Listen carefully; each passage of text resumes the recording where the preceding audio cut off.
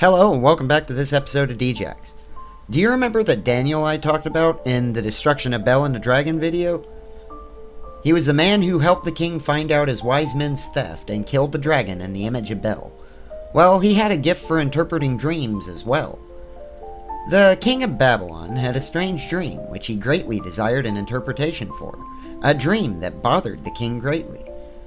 As we see in both this story and the story from the Septuagint, Daniel was at least a quick thinker and a smart man, if nothing else. He probably knew the king could have him unjustly tried and killed, but he stays loyal to him because he believes that that's what his plan for his life is at that moment. He had faith in a god that saved him from a bunch of starving lions already. I think the odds were in his favor. I mean, Daniel had some serious plot armor from the way it sounds. But here is the story of the dream of the great statue and its destruction that bothered the king so greatly he was willing to have all of his wise men, sages, and mages put to death because they were unable to tell him what this dream could possibly mean. The king was convinced that the dream could be foretelling the fall of his own great empire. First off, I'll tell you what the dream is before I get started in digging into it. As the king was looking out, he began to see a great image. That was the statue of a man. The head of the man was that of the finest gold.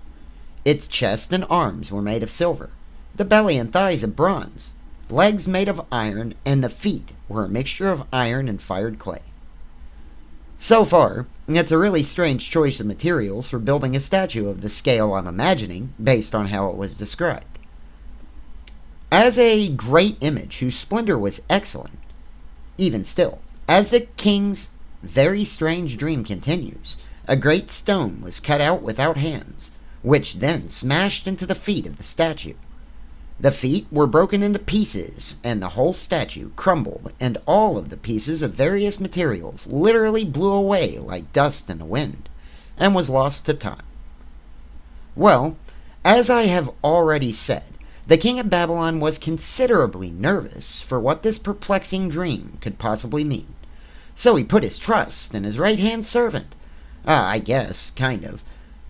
So let's see what Daniel interprets from the meaning, or for the meaning of this dream.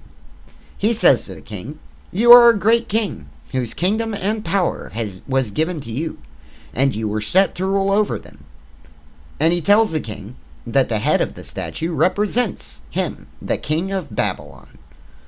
But after the kingdom falls, another shall rise who isn't as strong, which will be followed by a third kingdom of bronze, which shall rule the whole world. A fourth kingdom shall arise, which shall be as strong as iron, and when that crumbles to pieces, it will crush all the other kingdoms. So the kingdom will be divided, as represented by the feet of mixed materials. So it is strong because iron is in it, but frail because it is made of mixed materials. After all this, a new kingdom shall come and rule over the world forevermore. So, like the apocalypse, according to Revelations, I would assume. There are many theories surrounding this biblical account of a prophetic dream, as the book of Daniel is just full of, by the way. The dream was interpreted to mean that each different part represents each kingdom of the world, and the rock that crushed the entire statue into dust represents the coming kingdom, or maybe even another great empire that arises to rule the whole world. Also, you could look at Revelation 16 that basically says that the Antichrist will lead a coalition of 10 nations. Maybe these could be represented by the 10 toes of the statue. I mean, that could be a little bit of a stretch, but who's to say? What of the silver legs and the belly and thighs made of bronze? Well, these two parts of the statue were to represent two kingdoms, who were not yet formed at the time of the king's odd dream. That's what I'm guessing anyway. I'm kind of assuming on that part. Don't quote me, obviously. This story has a very dark undertone to the apocalypse and the destruction of all the empires of the world, and that's why I found the story interesting to begin with.